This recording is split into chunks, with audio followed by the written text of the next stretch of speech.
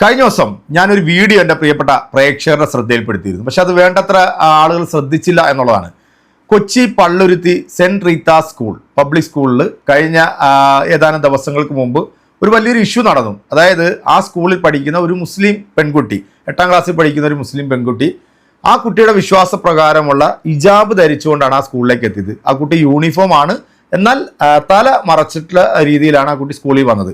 ഇത് കണ്ടപ്പോഴത്തേക്ക് അവിടുത്തെ മാനേജ്മെൻറ്റിനും അവിടെ പഠിപ്പിക്കുന്ന സിസ്റ്റർമാർക്കൊക്കെ വല്ലാത്ത രീതിയിലുള്ളൊരു ഫ്രസ്ട്രേഷൻ ഉണ്ടായി. കാരണം മറ്റു കുട്ടികളോടൊപ്പം ഈ കുട്ടിയെ ഇരുത്തി പഠിപ്പിക്കാൻ പറ്റില്ല എന്ന തരത്തിലേക്കുള്ള വലിയൊരു വിഷയത്തിലേക്ക് വരികയും ഈ കുട്ടിയുടെ മാതാപിതാക്കൾ ആ സ്കൂളിൽ വരികയും അവിടെ വെച്ച് ഒരു ഓൺലൈൻ മാധ്യമത്തിൽ ഈ ഒരു വീഡിയോ അത് പബ്ലിഷ് ചെയ്തിരുന്നു. ആ ഒരു വീഡിയോ എൻ്റെ പ്രിയപ്പെട്ട പ്രേക്ഷകരെ ഞാനൊന്ന് കാണിച്ചതാണ്.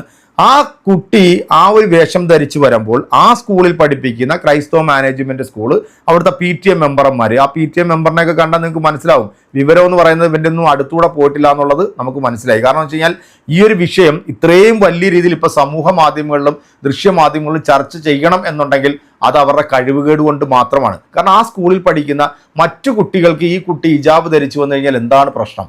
അല്ലെങ്കിൽ ആ കുട്ടിയുടെ വിശ്വാസപ്രകാരമുള്ള ആ ഒരു വസ്ത്രം ഒരു പ്രായപൂർത്തിയാകുന്ന ഒരു കുട്ടി ധരിച്ചു വരുന്നതിന് ഇവർക്ക് എന്താണ് ഇത്ര വിഷമം ഉണ്ടാകുന്നത്? ആ സ്കൂളിൽ പഠിക്കുന്ന ക്രൈസ്തവ കുട്ടികളായിക്കോട്ടെ, അല്ലെങ്കിൽ ഹിന്ദു മതവിശ്വാസത്തിൽപ്പെട്ട കുട്ടികളായിക്കോട്ടെ, അവർ പൊട്ടുതൊട്ട് പാടും, അവർ ചിലപ്പോൾ മാലയ്ക്കകത്ത് അവർ അവരുടെ വിശ്വാസപ്രകാരമുള്ള കൊന്തയിടും.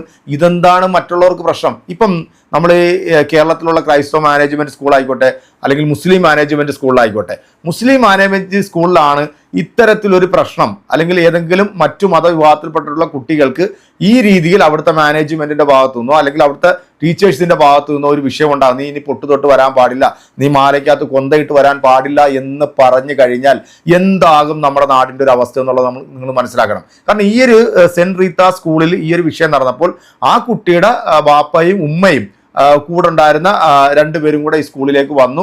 ഇതിനെക്കുറിച്ചിട്ട് അവർ സംസാരിച്ചു. ഇത് ഒരു മേശ ഇട്ടിട്ട് അവിടെ ഇരുന്ന് സംസാരിക്കേണ്ട ഒരു വിഷയം ഇത്രയധികം വഷളാക്കിയത് ആ സ്കൂളിലെ മാനേജ്മെൻറ്റും വിവരമില്ലാത്ത ചില വിവരം കെട്ട കൃസംഗികളായിട്ടുള്ള PTA മെമ്പർമാരുമാണ് ആ സ്കൂളിനെ ഇത്രയധികം വിഷയത്തിലാക്കിയത്. കേരളത്തിൽ ഒരുപാട് സ്കൂളുകളുണ്ട്. എൻ്റെ മകള് പഠിക്കുന്നത് ഇവിടുത്തെ സെൻറ്റ് ജോസഫ് സ്കൂളിലാണ്. അവള് ചെറിയ കുട്ടിയായതുകൊണ്ട് അവിടെ അങ്ങനെയുള്ള പ്രശ്നങ്ങളൊന്നുമില്ല. പക്ഷെ എന്നാൽ തൊട്ടപ്പുറത്തെ സെൻറ്റ് ജോസഫ് സ്കൂളിൽ അവിടെ കുട്ടികൾ തട്ട വിട്ട് പോകുന്നുണ്ട്. അവിടെ ആർക്കും പ്രശ്നമൊന്നുമില്ല. അതുപോലെ തന്നെ പല സ്കൂളുകളിലും അങ്ങനെ അവരുടെ വിശ്വാസപ്രകാരമുള്ള തട്ടമിട്ട് പോവുകയോ പൊട്ടുതൊട്ട് പോവുകയോ എന്താണ് ഈ ടീച്ചർമാർ അല്ലെങ്കിൽ ഈ പറയുന്ന മദർമാരൊക്കെ എന്താണ് ഈ കുട്ടികൾക്ക് പറഞ്ഞു കൊടുക്കുന്നത്? ഈ കുട്ടിയെ മാറ്റി നിർത്തുക, ഇതൊക്കെ ശരിക്കും പറഞ്ഞു കഴിഞ്ഞാൽ ശുദ്ധ തെമ്മാടിത്തരം. ഇതുപോലുള്ള സ്കൂളുകളൊക്കെ കേരളത്തിൽ അടച്ചു പൂട്ടുക തന്നെ ചെയ്യണം. കാരണം ഇപ്പൊ ഈ ഒരു ഹിജാബിന്റെ പേരിൽ ഇപ്പം ഇവിടെ കിടന്ന് കാണിക്കുന്ന ചില കോപ്രായങ്ങൾ നമ്മൾ കാണുന്നുണ്ട്. ഇപ്പൊ ഇന്നലെ മുതൽ മൊത്തം മാധ്യമങ്ങൾ മലനാടനൊക്കെ എടുത്തിട്ട് തൂറി വാരുന്നുണ്ട് ഇതിനകത്ത് കിടന്നുണ്ട്. സത്യത്തിൽ തെമ്മാടിത്തരം കാണിച്ചിരിക്കുന്ന ഇവരാ. ആ മദറന്മാർ ധരിച്ചിരിക്കുന്ന എന്താണ്? അവരുടെ വിശ്വാസപ്രകാരമുള്ള ഡ്രസ്സാണ് അവരിട്ടിരിക്കുന്നത്. അവർ തല മറച്ചിട്ടുണ്ട്, അവർ ദേഹം മൊത്തം മറച്ചിട്ടുണ്ട്.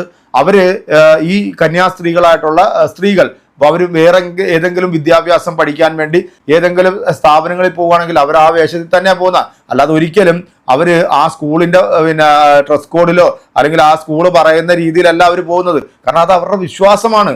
ആ വിശ്വാസത്തിൽ ചൊറിയാനോ പിടിക്കാനോ ആരും തന്നെ പോകരുത്. ഇതൊരു അനാവശ്യമായിട്ടുള്ള ഒരു വിഷയം തന്നെയായിരുന്നു. എന്തായാലും നമുക്ക് ഈ ഒരു വിഷയവുമായി ബന്ധപ്പെട്ടിട്ട് ഈ സിസ്റ്റർ പറയുന്നത് ഒന്ന് കേൾക്കാം. ഈ കുട്ടിയുടെ പിതാവ് പറയുന്നത് കൂടെ ഒന്ന് കേട്ടോ. കുട്ടി പറയുന്നത് ഇത് എൻ്റെ മതം പറയുന്നത് മാത്രമേ ഞാൻ ചെയ്യത്തുള്ളൂ, എൻ്റെ പാരൻസും എൻ്റെ ഫാമിലി മൊത്തവും എന്നോട് പറയുന്നത് ഇതിട്ട് തന്നെ പഠിച്ചാൽ മതി സ്കൂളിൽ എന്ന രീതിയിലാണ്. നമ്മൾ ഡ്രസ് കോഡ് ഇതല്ലല്ലോ, നിങ്ങൾ ഓൾറെഡി റൂൾസ് ആൻഡ് റെഗുലേഷൻസ് ഒക്കെ വായിച്ചിട്ടാണല്ലോ ഇവിടെ അഡ്മിഷൻ എടുത്തത്. അദ്ദേഹം പറഞ്ഞു ഇതെൻ്റെ കുട്ടി ഇതിട്ട് തന്നെ പഠിക്കത്തുള്ളൂ. അത് കഴിയുമ്പോൾ പിന്നെ ഗേറ്റിന്റെ അകത്തും പുറത്തുമായിട്ട് നല്ല ബഹളമാണ്. ഗേറ്റിന്റെ ഉള്ളിലോട്ട് ഒരു 5-ൽ കൂടുതൽ 6-ൽ കൂടുതൽ ആളുകൾ കയറി വരിക, ഭയങ്കര ബഹളം ഉണ്ടാകുന്നു. ഈ സമയത്ത് നമ്മുടെ KG സെക്ഷന്റെ അവിടെ കുട്ടികൾക്ക് ക്ലാസ് എടുക്കാൻ പറ്റാത്ത രീതിയിൽ ബഹളമാണ്. അവിടെ ആക്രമിച്ച് കടന്നു. അതുപോലെയുള്ള മറ്റു പാർട്ടികളിൽ നമുക്ക് പറയാൻ പറ്റില്ല ഇപ്പോൾ ഇവിടെ ഏത് പാർട്ടിയാണെന്നുള്ളത് പറയാനും പറ്റില്ല. അങ്ങനെയുള്ള ആളുകളും കയറി വന്നു. കാരണം പാരന്റും മാനേജ്മെന്റും PTAയും തമ്മിൽ ഇടപെട്ട് തീർക്കേണ്ട കാര്യമാണ്, അവിടെ അവസാനിക്കേണ്ട കാര്യമായിരുന്നു.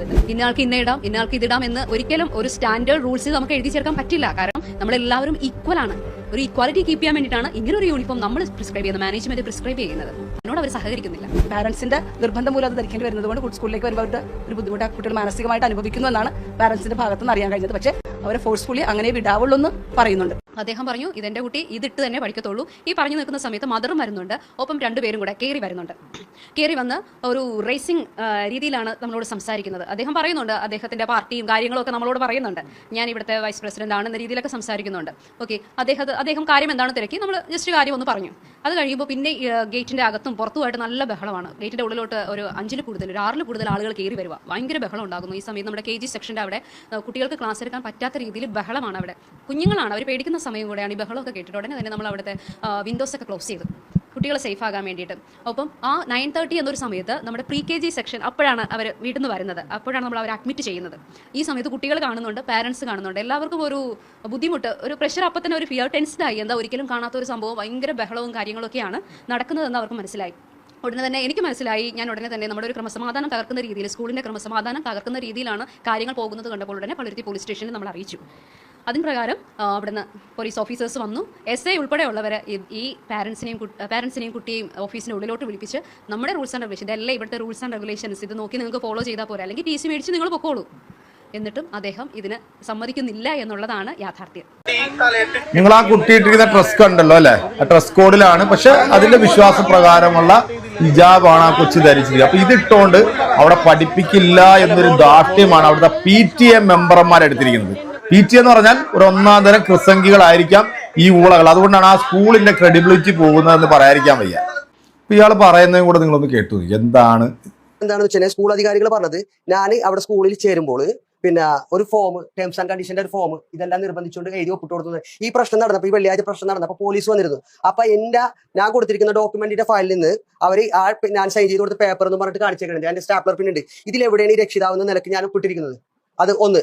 പിന്നെ രണ്ടാമത്തത്, എനിക്ക് ഡയറിയിൽ പറഞ്ഞിരിക്കുന്നത്, പിന്നെ 23-ാമത്തെ പേജിൽ ഈ പറയുന്നതാണ് ഇവർ പറയുന്നത്. ഈ ഡയറി തരുന്നത് പോലും ഈ ഡയറി തരുന്നത് പോലും സ്കൂൾ തുറന്ന് 2 ആഴ്ചയ്ക്ക് ശേഷമാണ് തരുന്നത്. ഈ പറയുന്ന ഡയറിയിൽ പറഞ്ഞിരിക്കുന്ന കാര്യങ്ങൾ വേറൊരു കുട്ടിക്ക്, അതല്ലെങ്കിൽ വേറൊരു കുട്ടിക്ക് ആ പേജ് ബ്ലാങ്ക് ആണ്. ആ പേജ് ബ്ലാങ്ക് ആയിട്ടാണ് ഇത് കൊടുത്തിരിക്കുന്നത്. അതുപോലെ തന്നെ ഈ 18-ാമത്തെ പേജിലും school principal rules and regulations പറഞ്ഞ എനിക്കുണ്ട്, എന്റെ ഡയറിയിലുണ്ട്. ആ പേജ് തന്നെ ഇവരുടെ ഡയറിയിൽ 18-ാമത്തെ പേജും ഇവരുടെ ബ്ലാങ്ക് ആണ്. വ്യക്തമായി നോക്കിക്കോളൂ.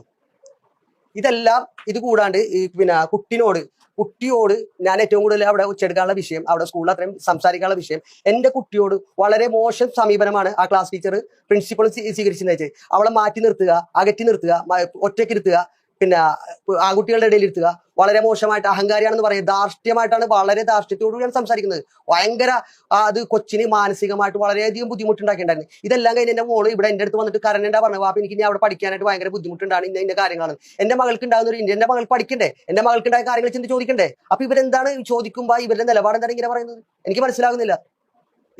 മതേതരത്വ രാജ്യമാണിത്.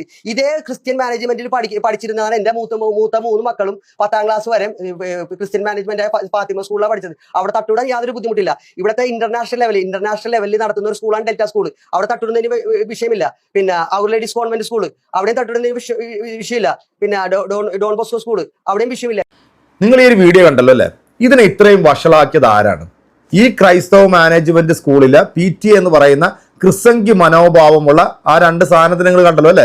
ഒന്ന് ആ സ്ത്രീ പറയുന്നത് കണ്ടല്ലോ, എനിക്ക് നിങ്ങളോടൊന്നും സംസാരിക്കാനല്ലോ, വിവരം എന്ന് പറയുന്ന സാധനം ഇവറ്റകൾക്കില്ല. നല്ല വിവരവും വിദ്യാഭ്യാസവും ഉള്ള ആളുകൾ PTAയുടെ ഭാഗത്തുണ്ടായിരുന്നുണ്ടെങ്കിൽ ഇപ്പൊ ഈ ഒരു വിഷയം ഇത്രയും വലിയ ഇഷ്യൂ ആയി മാറത്തില്ലായിരുന്നു. അപ്പൊ അങ്ങനെ ഒരു സംഭവം നടന്നു കഴിഞ്ഞപ്പോഴത്തേക്ക് ശനിയും ഞായറും സ്കൂൾ അടച്ചിട്ടു. തിങ്കളാഴ്ച ഇന്നലെ സ്കൂൾ തുറന്നതിന് ശേഷമാണ് ഇപ്പൊ ഇത്രയും വലിയ വാർത്തകളായത്. കാരണം ഈ ഒരു വീഡിയോ അത് വലിയ രീതിയിൽ സമൂഹ മാധ്യമങ്ങളിൽ വലിയ ചർച്ചയായപ്പോഴത്തേക്ക് ഈ എന്തെങ്കിലും ഒരു സാധനം കിട്ടാൻ കാത്തിരിക്കുന്ന ക്രിസംഖികളും സംഖികളായിട്ടുള്ള ഊളകളുണ്ടല്ലോ, അവരിതെടുത്തിട്ട് അങ്ങ് പൊലിപ്പിച്ച് ചാലനകത്തൊക്കെ അങ്ങ് മെഴുകി മറിയായിരുന്നു ഈ ഒരു വാർത്ത. കാരണം ഇവിടെ മുസ്ലിങ്ങളുമായിട്ടും അല്ലെങ്കിൽ അവരുടെ വിശ്വാസവുമായിട്ട് ബന്ധപ്പെട്ട എന്തെങ്കിലും ഒരു കാര്യം വരുമ്പോൾ അത് വലിയ വിഷയമാവും. അത് പിന്നെ ഒന്ന് ആലോചിച്ച് നോക്കൂ, കേരളത്തിൽ എത്ര ക്രൈസ്തവ മാനേജ്മെന്റ് സ്കൂളുകൾ, എത്ര മുസ്ലിം മാനേജ്മെന്റ് സ്കൂളുകൾ, എത്ര ഹിന്ദു മാനേജ്മെന്റ് സ്കൂളുകൾ. ഇതുവരേക്കും ഈ ഏതെങ്കിലും ഒരു മുസ്ലിം മാനേജ്മെന്റ് സ്കൂളിൽ ഏതെങ്കിലും ഒരു കുട്ടിക്ക് ഇത്തരത്തിലുള്ള ഒരു പീഡനം ഉണ്ടായതായിട്ട് എവിടെങ്കിലും നിങ്ങളുടെ ശ്രദ്ധയിൽപ്പെട്ടിട്ടുണ്ടോ? പിന്നെ അങ്ങനെ ഒരു സംഭവം ഉണ്ടെന്നുണ്ടെങ്കിൽ നമ്മുടെ കേരളത്തിൽ എന്താകുമായിരുന്നു അവസ്ഥ? പക്ഷേ ഇത് വളരെ സൗമ്യമായ രീതിയിൽ ആദ്യം തന്നെ ഈ രക്ഷകർത്താക്കൾ ഈ സ്കൂളിൽ ഇവരോട് പറഞ്ഞതാ, കുട്ടി അത് ധരിച്ചു വരണം, അവൾക്ക് അത് ധരിച്ച് പഠിക്കാനേ പറ്റത്തുള്ളൂ എന്ന് അവർ മുൻകൂട്ടി പറഞ്ഞതാ. പക്ഷേ ഇതിനകത്ത് ഇതുപോലത്തെ ചില വൃത്തികെട്ട ഊളകൾ ഈ സ്കൂളിൻ്റെയൊക്കെ തലപ്പത്ത് കൊണ്ടിരുത്തിയാൽ ഇതായിരിക്കും അവസ്ഥ. ആ കുട്ടിയുടെ ഫാദർ പറഞ്ഞത് നിങ്ങളെല്ലാവരും കേട്ടല്ലോ. എന്തായാലും എൻ്റെ പ്രിയപ്പെട്ട പ്രേക്ഷകരെ നിങ്ങളുടെ അഭിപ്രായം അറിയിക്കുക. അടുത്തൊരു വീഡിയോ കാണാം.